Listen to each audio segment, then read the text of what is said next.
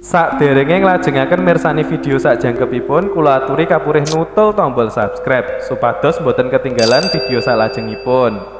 Kagem kemanfaatan video menika, monggo dipun like, komen, lan ugi share. Mugi panjenengan sedaya pinaringan seger waras, bejo donya bejo akhirat, rahayu rahayu rahayu sagung dumadi.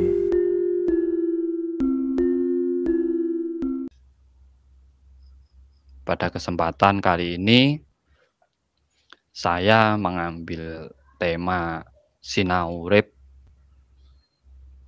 tentang ilmu kasampurnan. Ini ajaran leluhur Nusantara dahulu, yaitu ilmu kesempurnaan. Yang dimaksud kesempurnaan di sini adalah kesempurnaan hidup,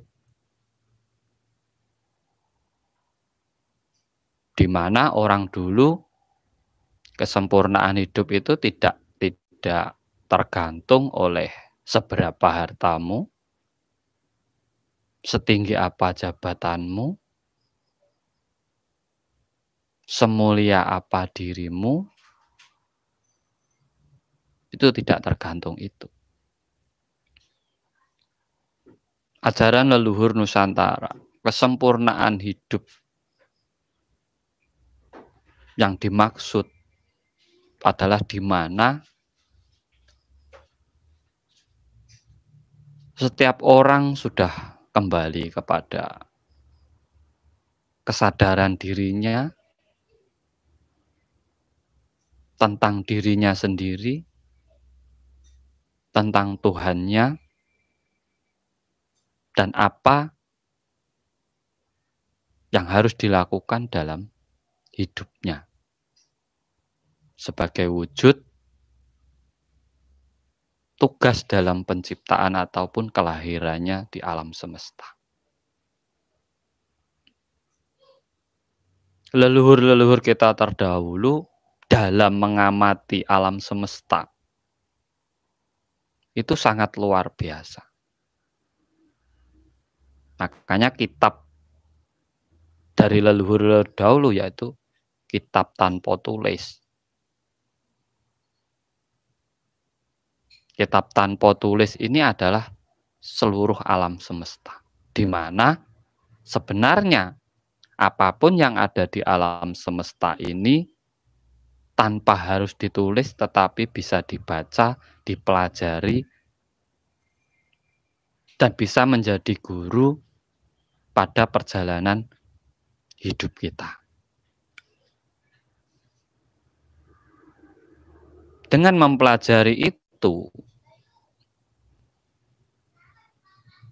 mereka mengenal Tuhan mereka. Dengan mempelajari itu, mereka mengenal jati diri mereka. Dengan mempelajari ilmu alam itulah mereka mengenal diri mereka yang sejati. Akhirnya timbul namanya kasampurna. Sempurna di sini bukan salah satu sempurna, tapi di saat semua bersatu, manunggal, saling menghargai, saling menghormati, disitulah kesempurnaan itu terwujud. Makanya ajaran dari leluhur kita adalah budi pekerti, tata krama, sebagai wujud perilaku dari pengetahuan yang mereka peroleh.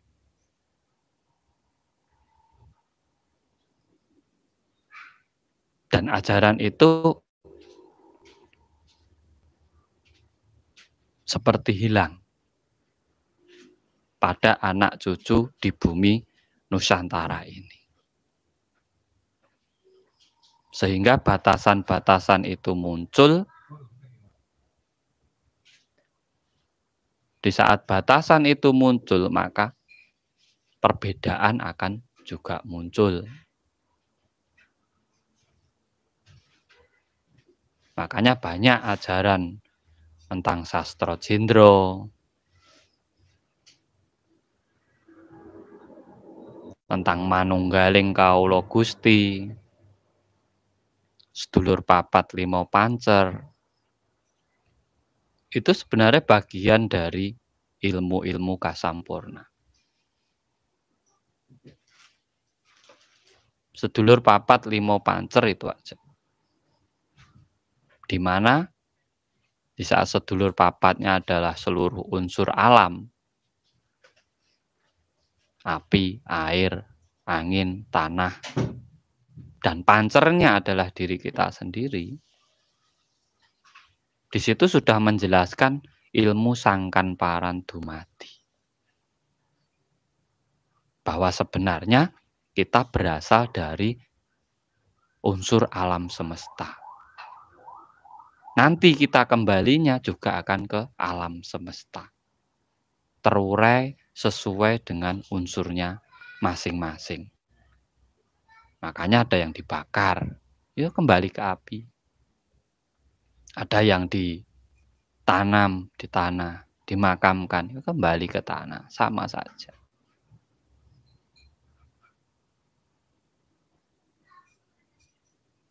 Tidak ada perbedaannya.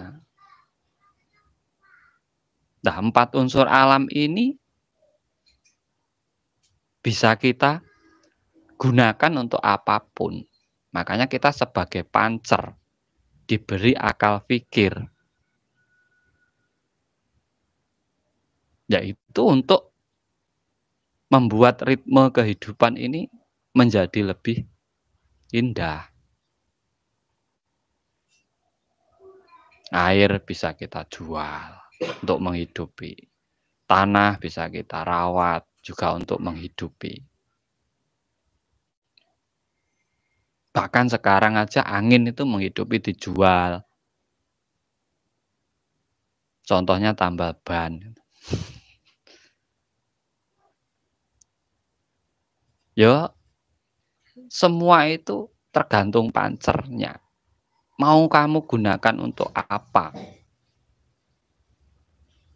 Yang alam semesta ini diciptakan untuk saling menghidupi makhluk-makhluk di dalamnya. Di saat semua saling menghidupi, tidak merendahkan, semua sama makhluk ciptaan Tuhan, yaitu namanya kasampurna. Sampurna. Bukan salah satu, tapi dari satu dan semuanya itu namanya kasampurna. Ada juga ilmu sastra jendra, sastra jendra. Sastra itu tulisan. Kalau sastra jendra dulu adalah kitabnya para dewa-dewa yang diajarkan oleh Resi Wisrawa. Dipakai dulu untuk ngeruat para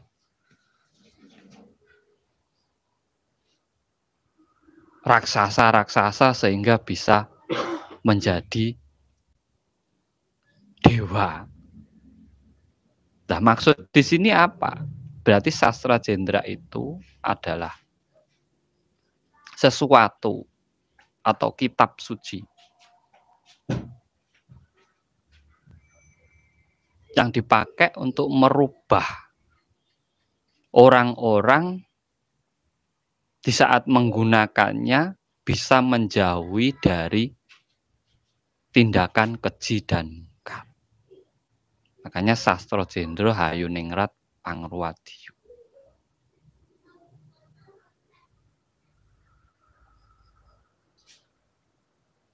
Karena sastra jendra ini dibuat dari simbol-simbol alam semesta yang di situ memberikan kebaikan-kebaikan, pitutur-pitutur sehingga bisa membuat orang yang dari tidak baik menjadi baik.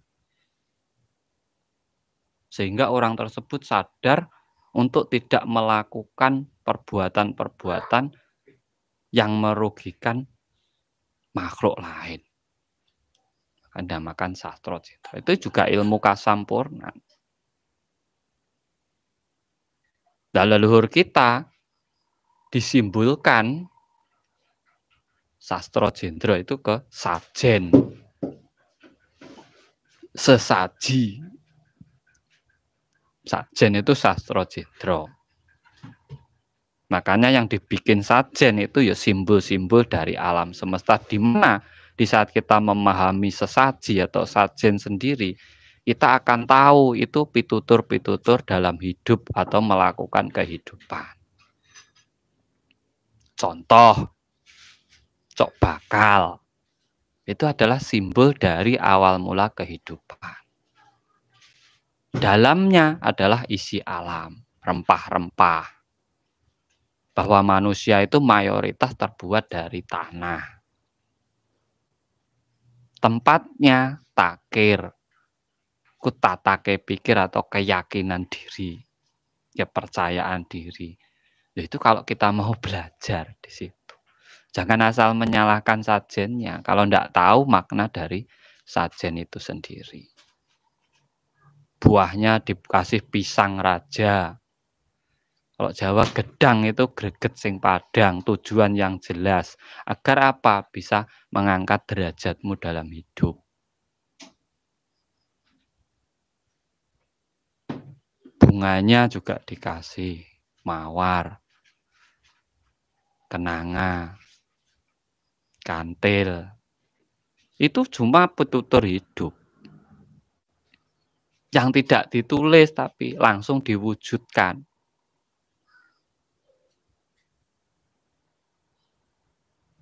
Mawar orang hidup itu mawarna-warna, semua penuh perbedaan.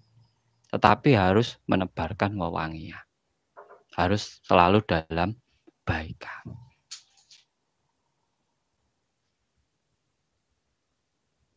Itu semua simbol. Nggak ada jin setan itu doyan sajen. Nggak ada. Jin setan tuh yang makan sajen tuh jin setan, Kang. Iya. Orang-orangnya yang datang itu yang makan. Nggak ada demit itu makan pisang, itu nggak ada. Ya yang makan tuh orang-orangnya yang kayak demit.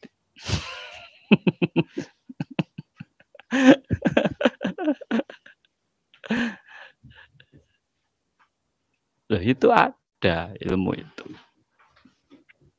Itu ilmu kasampurnan juga. Ada ilmu sangkan paran dumadi. Sangkan paran itu dari mana saja dumadi menjadi. Jadi kita itu berasal dari mana saja. Namanya unsur alam itu ada di mana saja. Dari air, dari api, dari tanah, dari angin. Akhirnya dumadi seperti kita ini, jalmo. Itu juga ilmu kasampurna. Nah, itu hanya dimiliki oleh orang-orang yang memiliki kesadaran diri yang tinggi. Kesadaran diri yang tinggi dalam hidupnya. Nah, untuk agar orang selalu dalam kesadaran dirinya, diciptakan tirakat yang namanya poso, ngeposke rasa. Karena orang hidup itu kebanyakan terbeban oleh rasanya. Tapi kalau pengen sampurna hidupnya, ya itu tadi wadahnya, takir, tatake pikir, atau keyakinan diri. Makanya orang hidup itu yang digunakan pikirannya, bukan rasanya. Karena rasa itu buah dari pikirannya. Ora ono takir itu terus wadai baskong no ya ora. Lha iku pesen dari leluhur yang tidak perlu dicatat sampai sekarang ada. Nah, kalau kita sebagai anak cucunya nggak melestarikan, wong itu ajaran kok. Ajaran yang bisa menjadi pesan moral untuk anak cucu-cucunya. Nah, dupa itu Kang, itu bisa untuk mengundang jin. Ya ndak ada dupa mengundang jin. Dupa itu dudu apa-apa. Orang itu tidak ada apa-apanya. Niat dan tujuan tergantung yang membakar dupa itu sendiri. Niatnya untuk apa? Tujuannya untuk apa? Ya gitu. Ya itu ajaran lur yang luar biasa. Tidak perlu ditulis. Tidak ada tulisannya. Tetapi menyimpan moral yang luar biasa. Pesan-pesan hidup yang luar biasa. Nah, sekarang kita ada tulisannya saja tidak benar. Ngomong punya ajaran, ya saling menyalahkan, saling menjatuhkan. Ajarannya sama aja saling menyalahkan loh, apalagi nggak sama ajaran kan gitu. Ya karena apa? Kurang kesadaran. Hanya ngikuti rasa, kita merasa paling benar, merasa paling sempurna, merasa paling baik, lupa berpikir. Nggak ada alat orang hidup itu rasa, itu nggak ada. Rasa itu untuk menikmati hidup. Kalau alatnya orang hidup itu adalah pikiranmu. Kalau kamu mau berpikir ya hidupmu ya enak. Nah enak ini dari rasanya. Kalau sudah difikirkan baru dirasakan. Jangan dirasakan dulu baru berpikir. Nanti jadinya khilaf. Katanya ya nyalain jin lagi itu nanti. Padahal salahmu sendiri. Gitu. Nggak perlu nyalain jin setan. Karena jin setan itu tidak pernah menyakiti siapa-siapa. Tugasnya hanya menggoda. Yang digoda ini mau atau enggak kan gitu. Kalau mau ya yang salah bukan jinnya, yang salah yang mau digodanya. Manusia sekarang itu pinter lebih jin pinternya, lebih setan. Orang pinter banyak, orang punya budi pekerti tata krama jarang. Kalau pinter banyak sekali. Jadi termasuk saya sendiri ini keminter kan.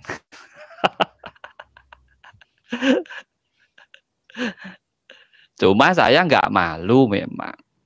Harus bikin sesaji, bikin. Oh, ini budaya saya kok.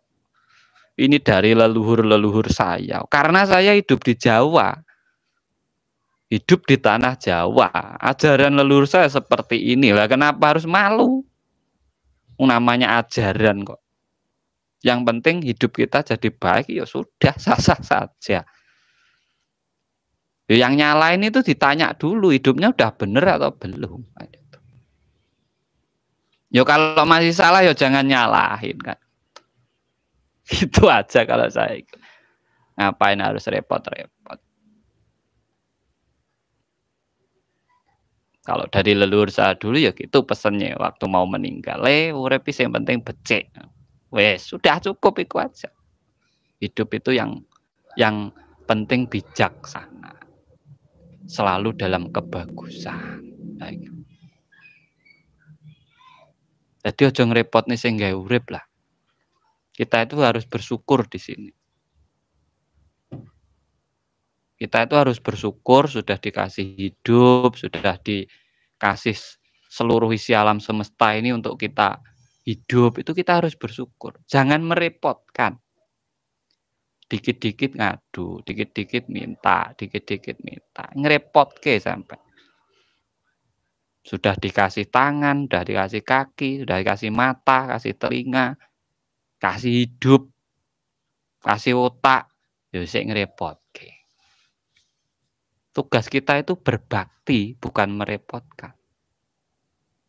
Tugas kita itu berbakti kepada Tuhan. Bukan merepotkan.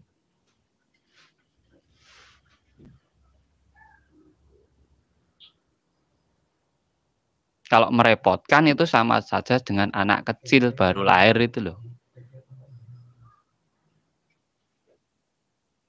Lapar nangis, haus nangis. Kayak belum punya pengetahuan gitu.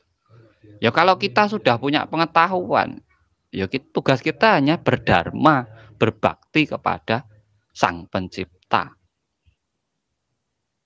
selalu menebarkan kebaikan-kebaikan diri dalam hidup kita, yaitu namanya kasampurnan dengan kesadaran diri yang tinggi. Itu yang hilang saat ini, kesadaran diri. Banyak orang ngomong itu menyembah Tuhan, tapi nyatanya dalam hidupnya ngerepotin. Dikit-dikit minta, dikit-dikit minta. Bersyukurnya sekali, mintanya 10 kali. Coba dibalik, bersyukurnya 10 kali, mintanya sekali saja. Itu lebih bagus. Jadi kesadaran ini yang kurang. Ajaran budi pekerti tata krama hilang kayak. Padahal itu puncak dari seluruh ajaran yang ada sekarang pun puncaknya itu budi pekerti tata krama. Aplikasinya di tingkah laku kita sehari-hari. Sama orang ibadah itu yang dinilai tingkah lakunya. Ajaranmu apa saja yang dinilai di masyarakat itu adalah tingkah lakumu, adabmu, budi pekertimu bagaimana. Kalau kita punya ajaran tapi tidak punya budi pekerti, tidak punya adab, ya sama saja bohong. Punya agama tapi tidak beragama namanya. Punya keyakinan tapi tidak yakin. Nah itu kan lucu.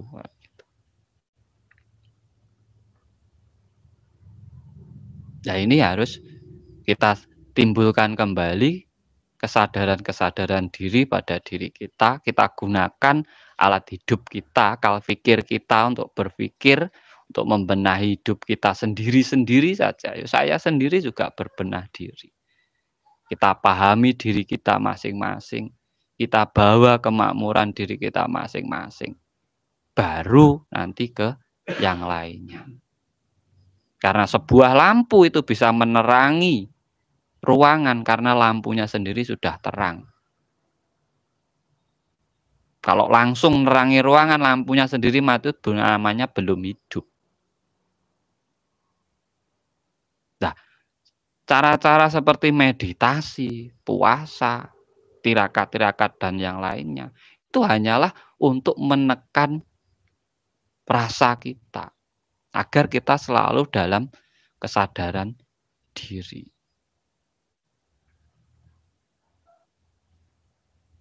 Sampai suruh meditasi itu merenung diri. Sama suruh puasa itu, puasa kan upawasa. Menjaga rasa. Makanya di situ tahapnya menahan.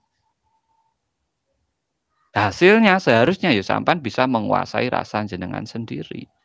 Tidak sering puasa tapi tetap egois saja, kan ya lucu.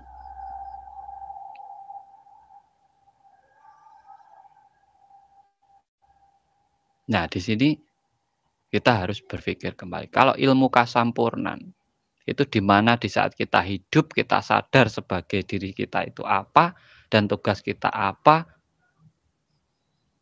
dan kita sadar bahwa kita itu makhluk ciptaan Tuhan, dan yang lainnya juga makhluk ciptaan Tuhan. Mau kamu hewan, mau kamu pohon, mau sukumu apa, mau bangsamu apa, mau kulitmu warna apa, kita adalah satu, makhluk ciptaan Tuhan.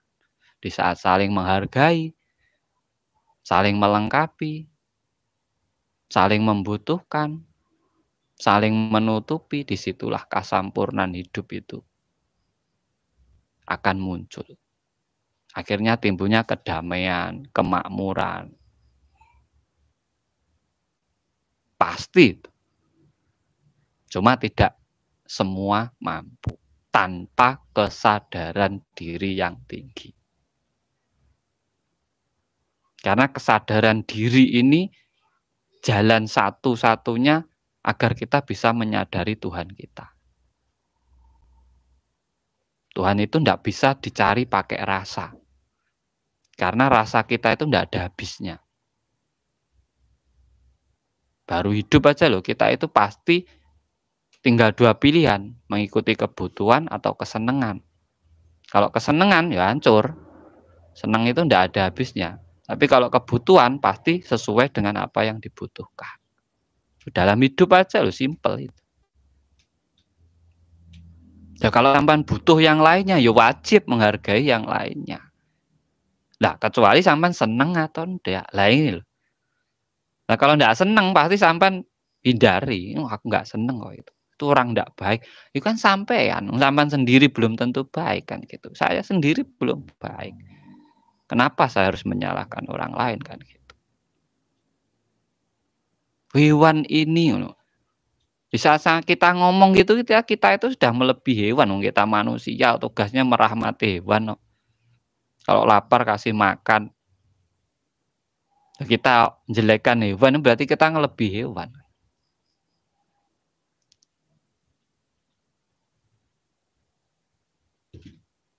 Makanya gila dalam kesadaran itu jarang. Karena kebanyakan orang itu gila dalam kewarasan. Jarine waras nyatane edan. Sing darane wong edan malah waras.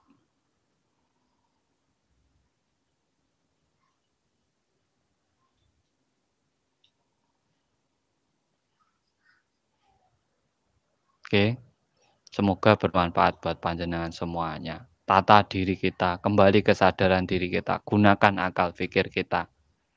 Agar kita selalu dalam kesempurnaan hidup kita yang selalu menghargai, menghormati antara satu dengan yang lainnya. Karena itulah tujuan dari ajaran yang sebenarnya. Terima kasih dari saya. Salam Rahayu, Rahayu, Rahayu Sagung Dumadi.